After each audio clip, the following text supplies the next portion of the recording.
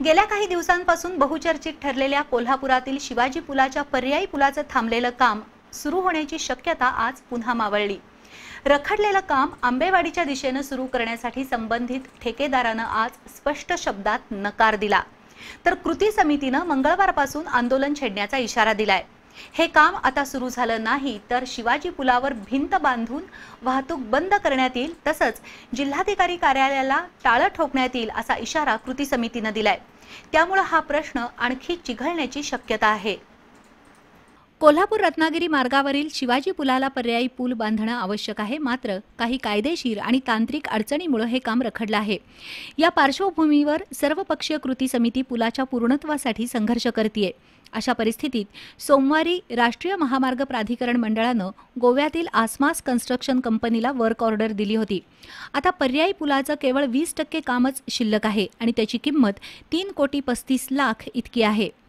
आसमास कंपनीच्या वतीनं बापू लाड यांनी सोमवारी वर्क ऑर्डर स्वीकारली आणि त्याचा अभ्यास केल्यानंतर ऐन पावसाळ्यात हे काम आपण करू शकत नाही अशा स्पष्ट शब्दात नकार कळवला। टेंडर हे ज्यावेळेला काढलं त्यावेळेस त्याने असं सांगितलं होतं की बाबा दिल्लीच्या पुरातत्व विभागाची मान्यता आल्यानंतरच हे काम चालू होईल असं गृहीत धरून हे टेंडर काढले। मग त्याची वाट बघितली, आम्हाला काय ती दिल्लीकडनं येईल असं अजून वाटत नाही। त्यामुळे आमची सुद्धा आता मानसिकता काय राहिलेली नाही हे काम करण्यामध्ये न करणे। आता पावसाळी हंगामात आम्ही ते करू शकत नाही, आमची भूमिका ठाम आहे, करताच येत नाही ते, कारण जमिनीच्या खालचं जे काम आहे त्याच्यामध्ये धोके असतात ना, पाणी येऊ शकते, उंची जास्त असली की मजूर एखादा त्याच्यात दगावण्याची शक्यता असते। त्यामुळे आता आम्ही काम करू शकत नाही। त्याला रखडलेल्या पुलाचं काम सुरू करण्यासाठी गेले वर्षभर संबंधित विभागाकडे प्रयत्न करत होतो, मात्र अधिकाऱ्यांकडून सकारात्मक प्रतिसाद मिळाला नाही। त्यांच्या उदासीनतेमुळे आपली 90 दिवसांची मुदतही संपली असल्यामुळे आपण 15 लाख रुपयांची बँक गॅरंटी परत मागितली आहे, अशी माहिती बापू लाड यांनी दिली। सद्यस्थितीत रखडलेल्या पुलाचं काम मार्गी लागण्याचं अशक्य आहे।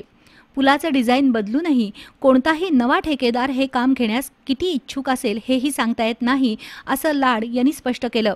रखडलेल्या पर्यायी पुलाचं काम करण्यास ठेकेदारानं नकार दिल्यामुळे सर्वपक्षीय कृती समितीनं आज उपअभियंता रमेश पन्हाळकर यांची भेट घेऊन त्यांना चांगलंच धारेवर धरलं।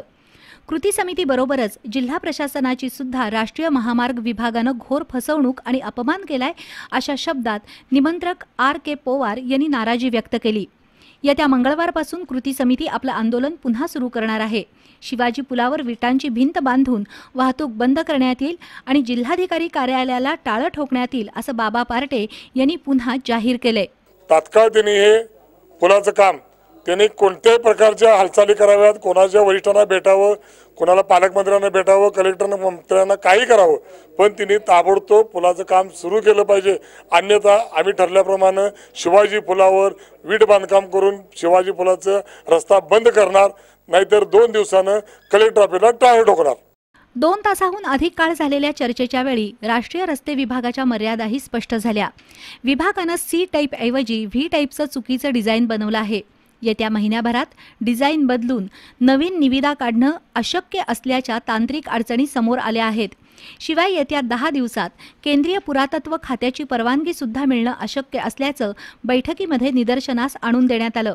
एकूणच आजच्या या सर्व घडामोडीमुळे पर्यायी पुलाचं रखडलेलं काम मार्गी लागण्याच्या शक्यता मावळल्या आहेत।